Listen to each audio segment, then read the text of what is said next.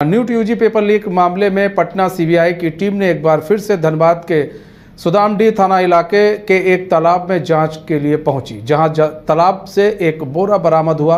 बताया जा रहा है कि उस बोरे के भीतर से कई मोबाइल सेट्स और कुछ अन्य सामग्री जब्त हुई है। टीम को स्थानीय थाने की टीम सहयोग कर रही थी। सूत्रों के मुताबिक थाना धनबाद सीबीआई एसपी भी छापेमारी में सहयोग कर रहे थे। बरामद सामग्री को लेकर टीम पटना रवाना हो गई है। तो हमारे साथ हमारे संवाददाता राजकुमार पूरी जानकारी के साथ लाइव जुड़ चुके हैं। राजकुमार, नीट यूजी पेपर लीक मामले में सीबीआई की टीम एक बार फिर से धनबाद पहुंची और वहां पर एक तालाब से एक बोरा बरामद किया गया है। उस बोरे में क्या कुछ है? मनीष, सबसे पहले तो आपको बता दें कि आज जो सीबीआई ने दबिश दी है, इससे पहले 2 दिन तक सीबीआई ने हजारीबाग में दबिश दी। कई जगहों पर उन्होंने छानबीन की और वहां से जो सूचना उनको मिली या जो सूचनाएं प्राप्त हुई, उसके आधार पर आज सुबह में कंबाइंड बिल्डिंग इलाके से एक युवक को हिरासत में लिया गया और उस युवक को लेकर टीम वहां पहुंची थी। उसके हाथ में हथकड़ी लगी हुई थी और उसे लेकर के टीम वहां पहुंची, जहां पर तालाब में स्थानीय गोताखोरों की मदद से वहां पर जो उस एक बोरा बरामद किया गया है और बोरे में बताया जा रहा है कि बहुत सारी मोबाइल सेट थे। इसके अलावा कई अन्य सामग्री भी उसमें मौजूद थी, जिसे जब्त करके सीबीआई की टीम यहाँ से सीधे उसको पटना लेकर चली गई है। और इसमें धनबाद सीबीआई की टीम भी सहयोग कर रही थी, सीबीआई एसपी भी उसमें सहयोग कर रहे थे। इसके अलावा सुदामडीह थाने की पुलिस भी प्रोटोकॉल के तहत सहयोग कर रही थी। हालांकि किसी भी पदाधिकारी ने, खास करके न सीबीआई के पदाधिकारी और न ही धनबाद पुलिस के किसी पदाधिकारी ने पूरे मामले की पुष्टि की है। लेकिन जो सूचनाएं मिल रही है, जो हमारे सूत्र बता रहे हैं, उसके हिसाब से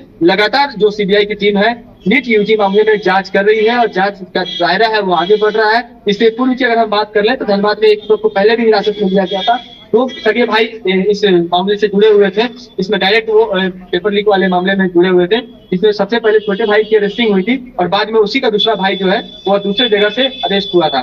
तो धनबाद से के जो कुल 3 युवकों की अभी तक भूमिका जो है वो संदिग्ध नजर आ रही है। इससे पूर्व रांची की रिम्स की एक छात्रा जो है वो भी अरेस्ट हो चुकी है, उसके निलंबन की भी कार्रवाई चल रही है और सुप्रीम कोर्ट का फैसला जो है वह भी आ चुका है कि री नीट की परीक्षा पुनः नहीं होगी और नीट की जो काउंसलिंग है वो बहुत शुरू हो जाएगी। जी मनीष।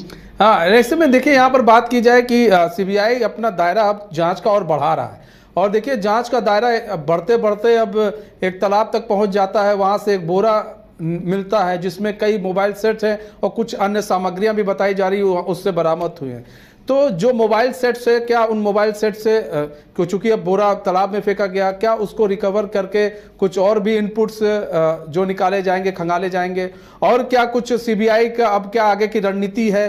क्या सीबीआई अभी धनबाद में, अभी तो फिलहाल पटना चली गई है, फिर क्या कोई सूचना मिल रही है कि फिर से कोई इस तरह की जानकारी मिल रही है कि वो आ सकती है और इस तरह की कोई किसी इस जो कार्य किए गए हैं, जो कुछ जो अभियुक्त जो पकड़े गए हैं, उन अभियुक्तों के पास से और भी कुछ धनबाद से मिल सकता है?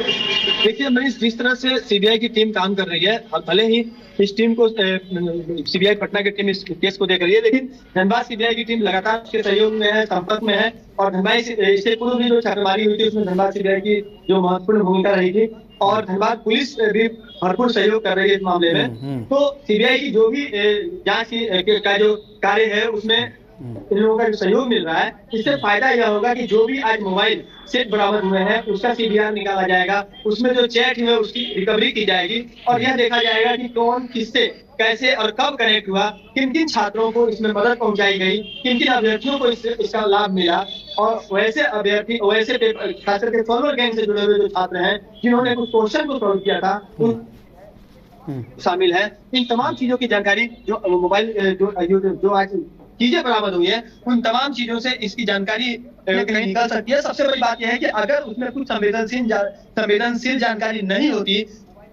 मोबाइल हैंडसेट और एंड्रॉइड सेट और जो अन्य सामग्री है उसे किसी तालाब में बोरे में भर करके उसे छुपाया नहीं गया होता, जरूर उसमें कई अहम राज होंगे जिससे कई लोगों के गर्दन जो है वो सीबीआई के चंगुल में आने वाले हैं और यही वजह है कि सीबीआई ने जांच का दायरा को आगे बढ़ाते हुए आगे लोगों को हिरासत में लिया और उसके बाद जो टीम है वह लगातार जांच कर रही है और तमाम चीजों की जो गणना है, जो इसकी जांच है, वो लगातार जारी रहेगी और आने वाले वक्त में कई अन्य लोग भी इसके गिरफ्त में आएंगे, सीबीआई के गिरफ्त में आएंगे और कई लोग कई सफेद पोशों का भी नाम आ सकता है।